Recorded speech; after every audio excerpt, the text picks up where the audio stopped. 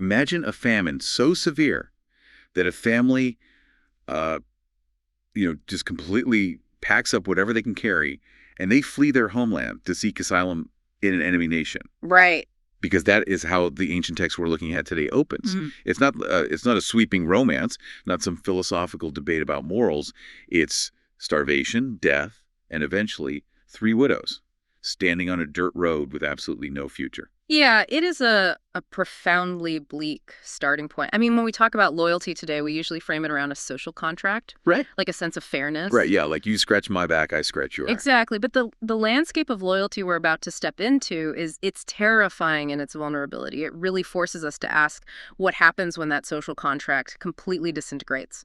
And that is exactly our mission for today's deep dive. Really? We are relying on multiple translations, primarily the NIV and the NKJV, along with some really incredible historical footnotes, to extract a masterclass on a single powerful theme. Right. Faithfulness. Yeah. We're focusing on chapters 1 and 2 of the book of Ruth to understand what true loyalty looks like when the chips are completely down and survival is just literally on the line.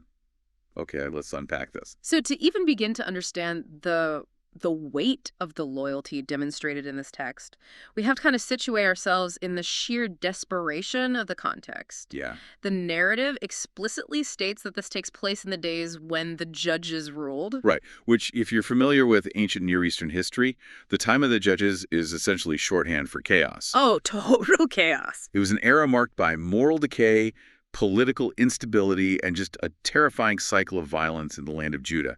And then you add a severe, devastating famine on top of that. And the irony here is so thick because this family's from a town called Bethlehem, which literally translates to house of bread. Yeah, a house of bread with absolutely no bread. But, so a man named Elimelech takes his wife, Naomi, and their 2 sons, and they make the desperate choice to cross the border and live as resident aliens in the country of Moab. And that decision alone tells you how bad things were. I mean, Moab wasn't just a neighboring zip code. There was deep historical animosity between Israel and Moab. They were traditional enemies. So to leave the promised land and throw yourself on the mercy of a rival nation, it means you are entirely out of options. You have nothing left. Right. And the situation only gets worse from there. Tragedy strikes almost immediately. Elimelech dies, leaving Naomi a widow in a foreign land. Yeah. Her 2 sons end up marrying local Moabite women, Orpah and Ruth, and they carve out a life there for about 10 years. But then the unimaginable happens. Both of the sons die. Yeah, it's just wave after wave of loss. Exactly. Yeah. And now you have Naomi completely destitute. She has no husband, no sons, and she is stranded in enemy territory. And word finally reaches her that the Lord has provided food back in Judah, so she decides to pack up her grief and return. We really need to pause here and emphasize the socioeconomic reality for Naomi in this moment. Oh, for sure. Because in that ancient patriarchal culture, a woman's security, her legal standing, her economic survival, all of it was intrinsically tied to the men in her family. She had no independent rights. None. Without a husband or sons to advocate for her or provide for her, Naomi is effectively a non-entity. She is facing not just grief, but absolute crushing poverty and social invisibility. It's a total erasure of her safety net. Yeah. So she starts this long walk back to Judah, and her 2 Moabite daughters-in-law, Orpah and Ruth, are walking alongside her. But suddenly, on the road, Naomi stops. Right. She turns around and actively tries to send them back to their mother's homes. She prays that the Lord will grant them rest and find them new husbands, and she doesn't just offer a polite dismissal. She uses stark, brutally logical arguments to push them away. Yeah, she points to the cold, hard biological and cultural math of their situation. Yeah. She looks at these 2 young women who clearly care for her and basically says, I have no future to offer you. She reminds them she has no more sons in her womb for them to marry. And even if a miracle happened, right, if she found a husband tonight and got pregnant with sons, would Orpah and Ruth really waste their youth waiting decades for those boys to grow up? Which is such a crazy thought experiment. But I keep thinking about Naomi in this moment like a CEO of a bankrupt company. Oh, that's interesting. You know, the business is completely liquidated, the creditors are calling, and she's standing there desperately trying to push her 2 most loyal, hardworking employees onto a life raft. Yeah, that is a perfect way to look at it. She's essentially telling them there is 0 severance here. The pension is gone. Right. We are closing the doors permanently. Go back to your competitors. Go back to your old lives and save yourselves. Yeah, save yourselves because I can't. And she pairs that bankruptcy logic with a profound theological despair. She tells them, "It is more bitter for me than for you, because the Lord's hand has turned against me." And the footnotes in our source text highlight something fascinating about her mindset here. Later, when she finally arrives in Bethlehem, the townspeople are shocked. They ask, "Is this Naomi?" And she snaps back, telling them not to call her Naomi, which means pleasant, but to call her Mara, which means bitter. Right, and she explains that name change by saying, "The Almighty has afflicted me." The specific Hebrew word noted in the footnotes is Shaddai. The Jedi, right? Yeah, and this is a title for God that emphasizes absolute, terrifying, sovereign power. So Naomi isn't suggesting she just ran into a string of bad luck or historical misfortune. She's not saying the economy is bad. Exactly. She is making a definitive theological declaration. She believes the sovereign God of the universe has intentionally targeted her for ruin. She says, "I went away full, but the Lord has brought me back empty." Which brings us to the most baffling part of this entire scene. Yeah. Orpah listens to the bankrupt CEO. She weeps, kisses her mother-in-law goodbye, and leaves, which is a totally rational, expected thing to do. She takes a life raft. But the text says Ruth clung to Naomi. And here's where I have to push back on the way this story is traditionally told. Okay, lay it on me. People call Ruth's vow beautiful and poetic, but honestly, isn't it completely irrational? Oh, 100%. Naomi is actively telling her there is zero future. Worse, Naomi is blaming her God for actively destroying her life. Why on earth would Ruth double down and bind herself to a sinking ship when the captain is telling her that God himself is the one sinking it? Well, what's fascinating here is that Ruth's response operates on a completely different frequency than Naomi's pragmatism. No. You're right, it defies all economic and social logic. It makes no sense. None. Ruth completely ignores the mathematical reality of the situation. She doesn't offer a rosy counterargument. She doesn't say, "Oh, don't worry, we'll figure out a business plan when we get to Judah." Right, there's no toxic positivity here. Exactly. Instead, she makes a vow that is a radical, total surrender of her identity. The phrasing in the NKJV is intense. She says, "Entreat me not to leave you, or to turn back from following after you. For wherever you go, I will go, and wherever you lodge, I will lodge. Your people shall be my people, and your God my God." Let's break down the sheer gravity of those promises. Ruth is a Moabite. Yeah. When she says, "Your people shall be my people," she is permanently renouncing her homeland, her native culture, and her family network. Everything she knows. Everything. And when she says, "Your God, my God," she is abandoning the deities she was raised with to bind herself to Yahweh.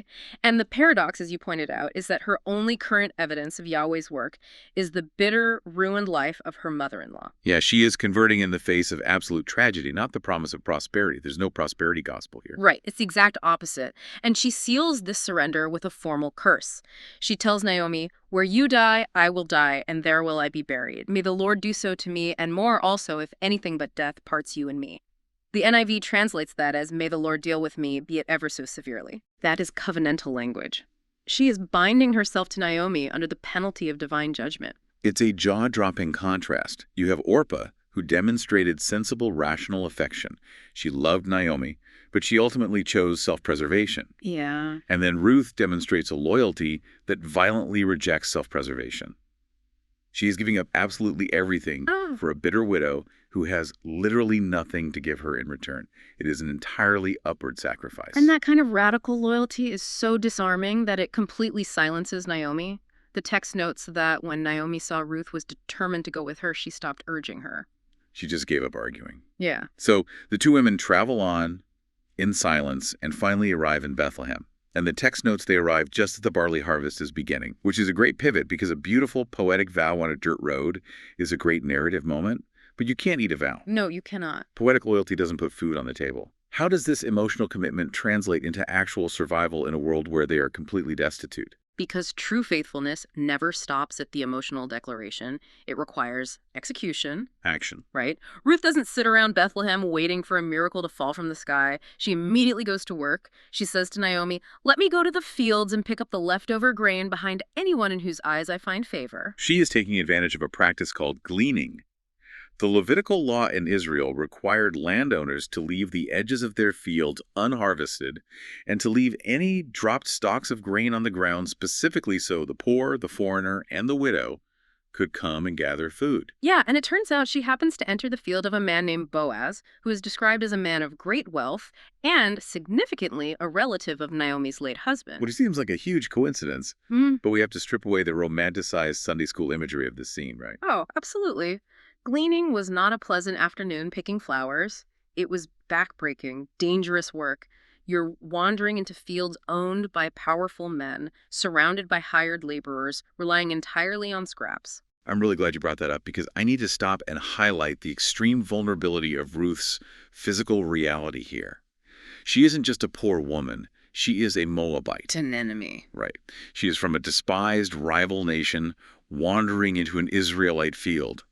She is a widow without a male protector, literally begging in the dirt behind strange men.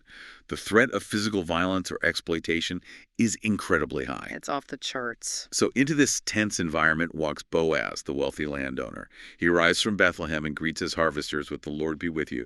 They bless him in return. And then he notices this foreign woman. And here's what I don't get. Boaz is a powerful guy. The law only requires him to let her pick up scraps.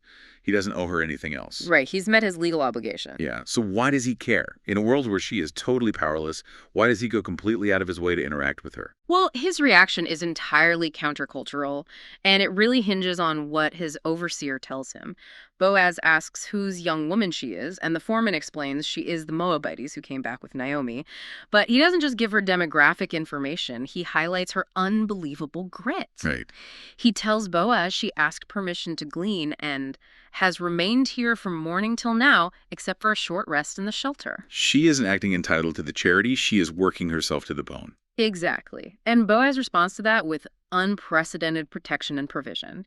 He goes directly to Ruth and tells her, "My daughter, listen to me. Don't go and glean in another field and don't go away from here." He tells her to stay right with his servant girls. Okay. Furthermore, he explicitly commands his young men not to touch her or harm her. Wow. So he is leveraging his authority to create a physical safe zone for a marginalized woman. He is. And he even tells her that when she is thirsty, she shouldn't have to go draw her own water. She can drink from the water jars his men have filled. That is a massive reversal of social hierarchy. The wealthy Israelite landowner is telling the foreign beggar woman to drink the water drawn by his paid laborers. That's incredible. It gets even more astonishing. Later, he secretly instructs his workers to purposely pull out stalks of grain from the bundles and drop them on the ground for her to find, and he commands them not to rebuke her. I love that detail so much. He's totally rigging the system in her favor, but he's doing it in a way that allows her to maintain her dignity. Yes. She still has to do the work of gathering it, but he is ensuring her labor yields this impossible return. And when Ruth hears his initial offers of protection, she is stunned. She falls on her face, bows to the ground, and asks the exact question we're asking. "Why have I found such favor in your eyes that you notice me, a foreigner?" And Boaz's answer redefines everything we know about faithfulness in this text. He doesn't say, "Oh, because I'm a generous guy." Right. He explicitly links his kindness to her faithfulness. He tells her, "I've been told all about what you've done for your mother-in-law since the death of your husband, how you left your father and mother and your homeland and came to live with a people you did not know before." Ah, so he sees the employee who refused to get off the sinking ship, and he decides to honor that loyalty. Exactly. If we connect this to the bigger picture, Boaz recognizes that Ruth's loyalty to Naomi is ultimately an act of faith that honors the God of Israel. He offers her a profound theological blessing. He says, "May the Lord repay you for what you have done. May you be richly rewarded by the Lord, the God of Israel, under whose wings you have come to take refuge." Under whose wings you have come to take refuge. That imagery is so striking. Isn't it? She gave up the protection of her homeland. She abandoned her native gods to hide under the wings of Naomi's God. And now, Boaz is acting as the physical, tangible extension of those wings. That is the anatomy of faithfulness in action. It creates a ripple effect. Ruth's upward sacrifice, giving up everything to serve a bitter widow, inspires Boaz's downward generosity. He looks at a woman who has absolutely nothing to offer him in return, and he leverages his wealth, his power, and his daily business operations to elevate her. So what does this all mean? If we step back and look at the whole canvas, we see this incredible, almost ironic contrast. Remember Naomi on the road? Oh, yeah. She complained bitterly that she went away full, and the Lord brought her back empty. She was completely convinced that God had targeted her for ruin.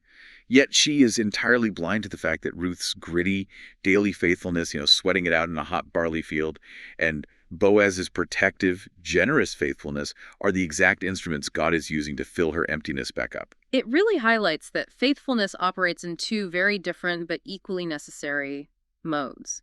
It absolutely requires those dramatic, life-altering vows of commitment. We need the Ruth on the road, forsaking her past for someone else's future. But a vow isn't enough. Faithfulness equally requires the quiet, unglamorous, daily execution of character. The sweat equity. Exactly, the sweat equity. It is Ruth bending over in the dirt picking up barley, hour after agonizing hour. And it is Boaz looking at his sphere of influence, his wealth, and his privilege, and choosing to structure his daily business practices around protecting the vulnerable person right in front of him. What stands out to you about how these two types of loyalty interact? If you're listening to this, it really forces a look in the mirror. Because it's so easy to read an ancient text and fantasize about making the grand, heroic, tearful vow on the road. We all like to think we'd be Ruth in that dramatic moment. Right, everyone wants to be the hero. But are we actually doing the quiet, sweaty, unglamorous work of Boaz in our own lives? Are we using whatever leverage, wealth, or influence we have to rig the system in favor of the vulnerable people in our daily orbits? It's a highly challenging metric for loyalty, and it actually brings us to the final brilliant hook of this narrative, which is hidden right in the footnotes of our source texts. Yes. Okay, I love this part. At the end of that day, Ruth comes home to Naomi with an ephah of barley. The footnote tells us an ephah is roughly 30 pounds of grain. Which is huge. Right. That is a massive, practically impossible haul for a single person gleaning scraps. Naomi is completely thrilled and asks where she worked. When Ruth drops the name Boaz, Naomi's entire demeanor shifts from bitter to ecstatic. Yeah. She blesses him and says, "That man is our close relative. He is one of our guardian redeemers." Yeah, that phrase guardian redeemer, or the literal Hebrew word goel, completely changes the stakes of the story. As the footnote to Ruth 2 points out, this isn't just a term of endearment. It is a highly specific legal designation originating from the laws in Leviticus 25. The Goel was a family member who had the legal right and the moral obligation to intervene when a relative was in serious difficulty. So if a family member fell into extreme poverty and had to sell their ancestral land, or worse, if they had to sell themselves into slavery to pay a debt, the Goel was the one who stepped in. Precisely. The guardian redeemer was the one who paid the debt, bought back the land, or purchased their freedom to restore them to their rightful place. Wow. So Boaz isn't just a nice guy who dropped some extra grain in the dirt to be charitable. He actually has the legal standing to completely rescue them from their bankruptcy. He does, and that gives us our final and perhaps most profound insight into what true faithfulness looks like. Loyalty isn't just a warm feeling of affection. Right. At its highest, most rigorous level, it requires someone to voluntarily step into the role of a redeemer. It means looking at a hopeless situation and being willing to personally take on the debts, the risks, and the burdens of another person. That's huge. Yeah. Ruth functioned as a redeemer for Naomi by giving up her entire life in Moab to keep her mother-in-law from starving. And now, Boaz is positioning himself to step into the mess and become the legal redeemer for them both. So for everyone listening, here's the thought we want to leave you with. In a world of constant information overload, transactional relationships, and the relentless drive for self-preservation, how often are we willing to step into the mess and be the redeemer in someone else's story? Are we willing to tear up the social contract, ignore the return on investment, and invest our loyalty into a bankrupt situation just because someone needs us to help them survive? That's not just a nice idea. That is the kind of loyalty that alters history. It is the only kind of loyalty capable of transforming absolute bitterness into a lasting blessing. That is a phenomenal thought to leave on. That brings us to the end of our deep dive today. Thank you so much for joining us as we explored these sources and unpack the true anatomy of faithfulness. Keep questioning, keep reading, and we will see you next time.